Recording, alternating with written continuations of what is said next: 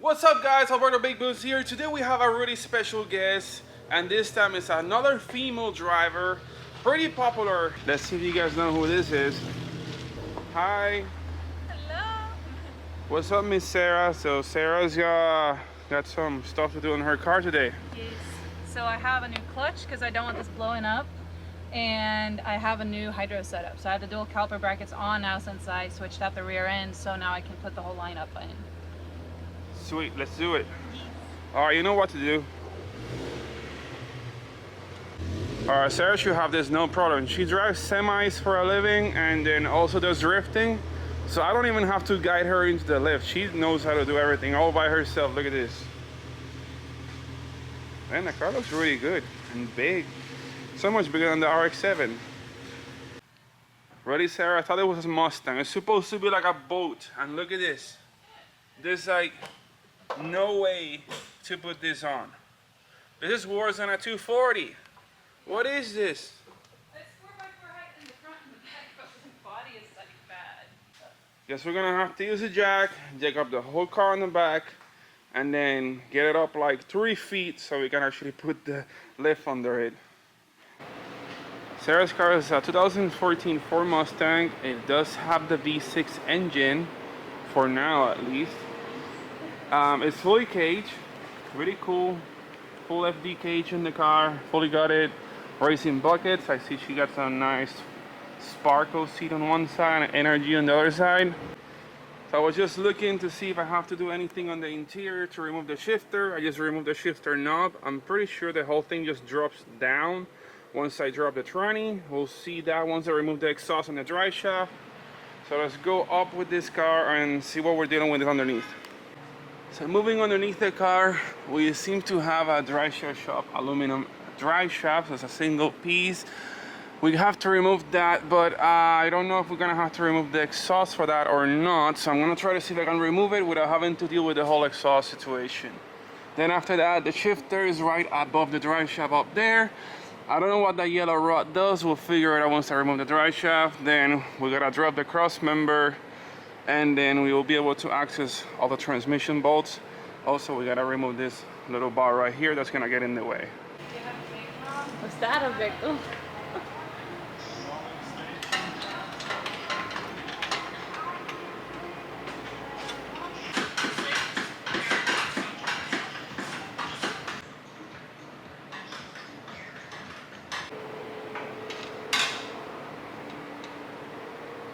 Hola, Sara. Hello. Take the brake line off right now because my car has both the clutch and the brakes for the same fluid, or the same fluid for both. So it's, yeah, Mustang things, I guess. And you're getting ready for a track day. Yeah, on Orlando Go-Kart Center on Sunday, so the after party from Formula Drift. So I figured I might as well swing by here. You have to help me with the clutch and my dual caliper brake setup, so I can finally have the car's parts on it and ready to go, and just have to worry about not breaking stuff, not worrying about having to put more stuff on it. So I'm very excited. Awesome. Alberto, how is that looking? This Ford stuff that, you know, it doesn't work like regular cars. You have to disconnect the line and kind of like let it bleed out and then take the transmission off, because there's no like way to take the slave off with the line connected apparently. Okay. So we'll let that drain for a little bit. You gotta get the gun. So I see Alberto's wearing a Nuke performance hat from Sweden, and I just got to know a little bit more about Sara. She is from Sweden too. I grew up in Sweden, so I was very happy when I saw the car candy here. It's like, yes. So she got to eat the candy. Mira. The candy that Alberto says is different. Well, yeah, it's different. It's, you know, it's from Sweden. I like the marshmallow cars. They're really good. It's just like a little one right here. So I was looking at Sara's Instagram and I saw that she was doing Netflix. I did the hyperdrive with my car. Cool. Then I had a cage in it after it. They required a cage, so I was like, let's do some drifting with it afterwards. And I don't have money to get another car to drift in, so I was like, I'm just gonna drift this now. this lock nuts out. I have the socket. It's a deep socket. Yeah, it's deep. So Sarah is full of surprises. She also drives trucks. Yes, I do semi-truck driving. Currently like freelance truck driving for racing teams when they need a driver. They can call me in, I'll fly out, haul the rig, and then fly back home basically. So She is basically a badass lady. Alberto, there was a leak there. How did you stop it? Vacuum cap. Just Oh. put it in there so it's rubber, cylindrical shaped, and it's able to like So there you block the go. holes. You have a trick now. Okay, so now we have to get this transmission out of here. I'm gonna require Sarah's help Assistance. somehow because it's very heavy to do it by myself. And also we have to maneuver it out of the way, kind of like we have to get it off. Then this is gonna go past the exhaust. That means we have to go out to clear the clutch and kind of like go down under. Also we gotta wiggle this thing. And then we gotta clear the shifter past the exhaust to be able to properly get the transmission out of the table. So, let's begin. First, we remove the safety pin, which is the last bolt holding the transmission in place.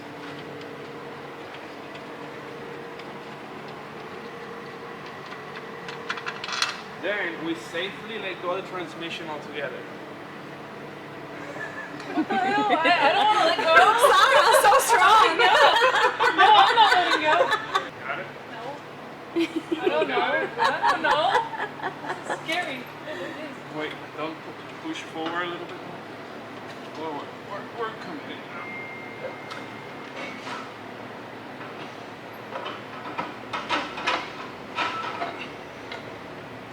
Go down a little bit.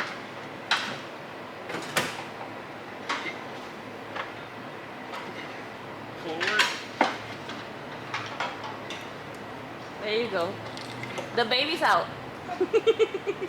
Shift Now it you have to down. lower Shift it your- down. Shift it down. Squat, squat, squat, squat. Squat. Phone. Phone. Oh, oh, oh. Phone. There. Thank you. Oh my Like I god. told, we gotta clean the table and push that phone right in the way. It got caught. Oh, this thing, why is it How so heavy is hard? that? Very heavy. Oh my god. Weightlifting. There you go. Okay. Are you okay? Water? No. Alright, what happened here? Look at this car. It's all rusty and everything. Does this thing still work? It work-ish. Yeah, enough to drive, but I don't want it blowing up or anything, so that's why we're changing it. Yeah, let's get this thing out of here and see how that clutch just looks like. So I guess we learned there's a difference between this. What do you call this? Basic. So you have You had You have singles a- and doubles. a So dual mass flywheel which does this, so it dampens the engine load to the transmission. Now you're gonna have a single piece chromoly flywheel like from Magleo, and it's gonna have like direct power transfer, so it's gonna feel a lot more responsive now. And it's also gonna be a lot happier revving because this flywheel weighs a lot more than the one we're gonna put in. Alright, let's get this thing out of here somehow. It won't even come off.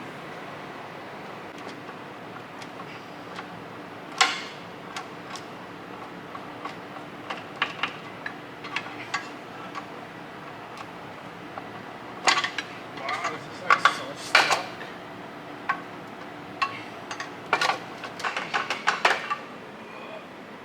that's heavy too? A little. Still got some life left in it. But yeah, it's out. Show the new baby. Yeah, got a new one. Let's show the difference. Yeah, I mean it looks fresher. That's pretty much right. Yeah, these are skinnier. Mm-hmm.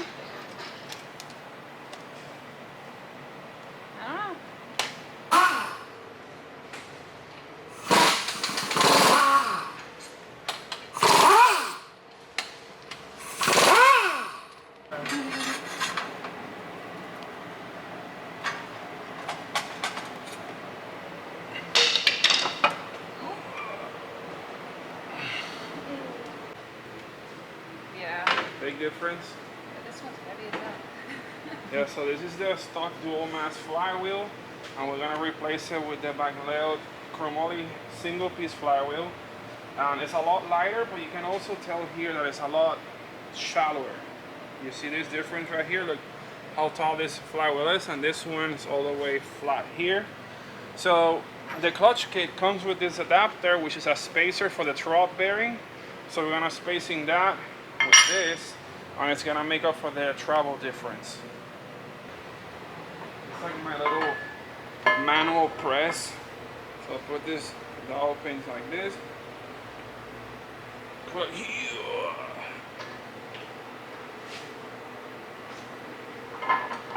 And then one more.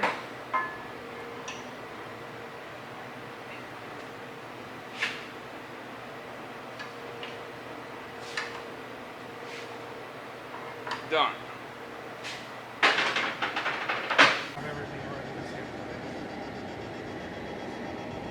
You locked her in? Child lock. It doesn't. Shadowproof. It didn't open. I was like, okay.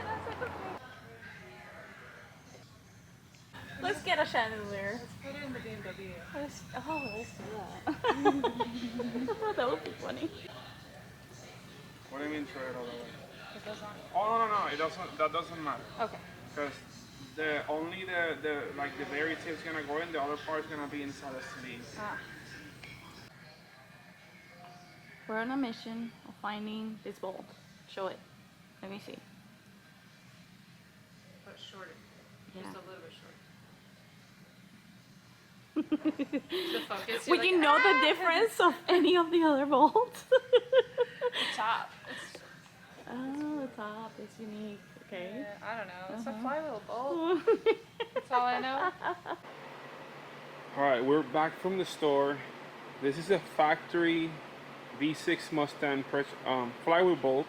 It's super long and we're not going to be able to use this because the bolt that we need is like this one. This is actually a Ford Performance replacement part.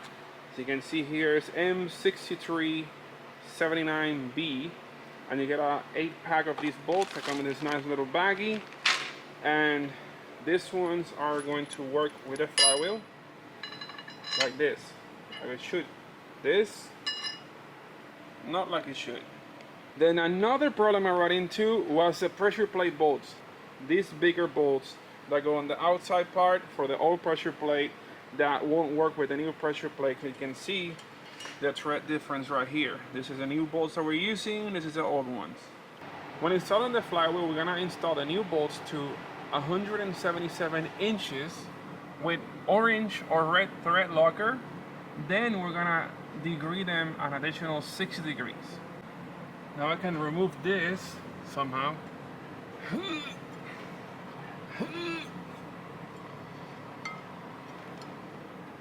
Anyways, you just take this and we just blast the whole thing and clean it up.